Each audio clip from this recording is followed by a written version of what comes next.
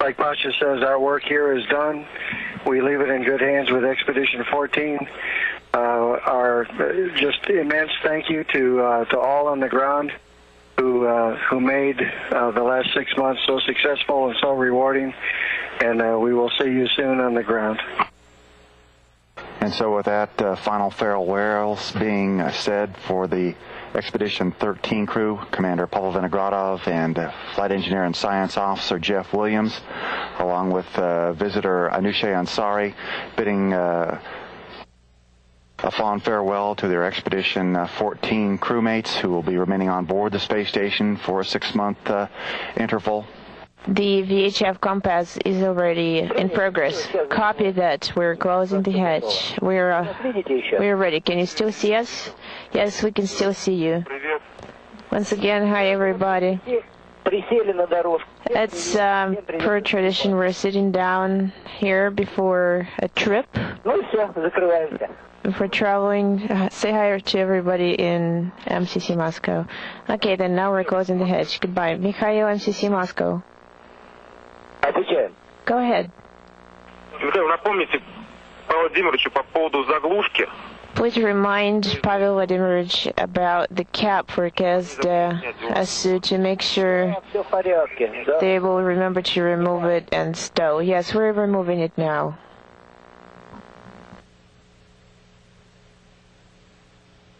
The cap has been taken off. Thank you. We have wiped everything.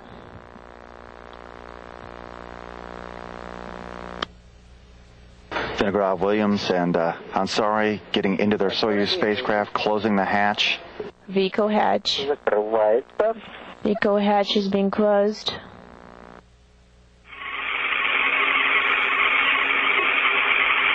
"15 seconds to undocking.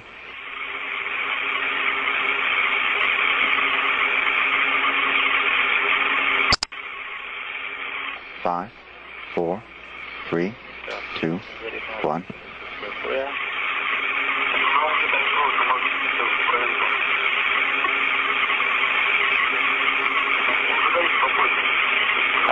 This command should be later. Undock. And Visiting vehicle officer reports separation confirmed. good back out. 4:53 p.m. Central Time.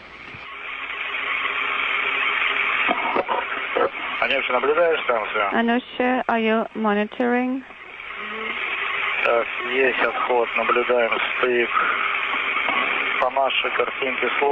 And these are live television views from the camera on the Soyuz spacecraft as it undocks from the Zarya control module Earth-facing docking port.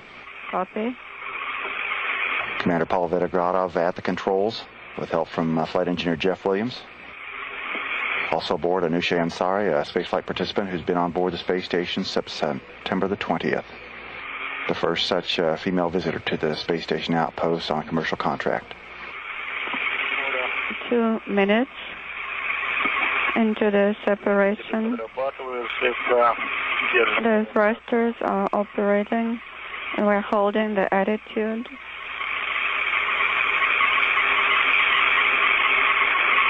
Pavel Vinogradov reporting that the Soyuz thruster is working well as they continue to hold attitude or orientation relative to the station. Jeff Williams also aboard the Soyuz, bidding a farewell to Tomas Ryder, who remains aboard the International Space Station with the Expedition 14 crew, Mike Lopez Alegria and Mikhail Turin. Send us plenty of pictures.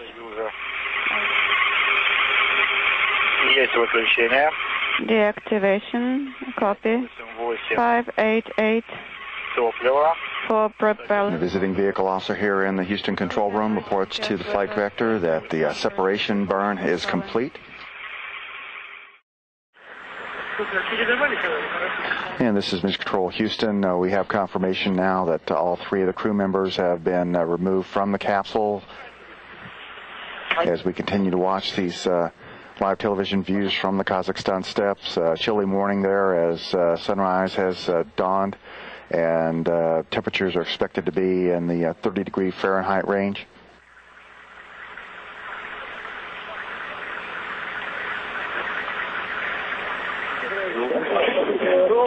And this is Mission Control Houston. Now our first views of Flight Engineer and NASA International Space Station Science Officer Jeff Williams from the Expedition 13 crew as he munches on an apple along with his commander, Popov Vinogradov.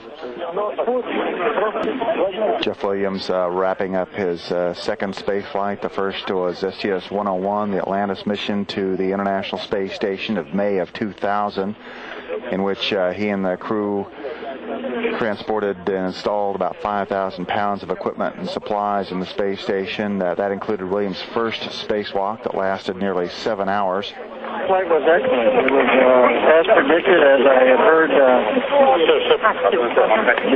flight would go. Everything was nominal. It's a great vehicle. It was a great space station. Какие первые ощущения после посадки? What are your First feeling was after you get landed. I looked out my window and I saw the grass, and I knew we were on the earth. It felt good. It wasn't too difficult. I expected actually more of a bump on the ground. But it wasn't that well. Put the ground rolled on our side. Ну и как? Ну, собственно, не преследовали. Может быть, какие-то Что вы где, когда вы летели, нам было Well, the flight was great. It was everything I had hoped for. 6 months on orbit, but Pasha is a great commander, great crewmate. We had a good first half. It was wonderful to get some else on board. Halfway through, it was great to see some shuttle crews up there and to get the shuttle flying again, to continue the assembly.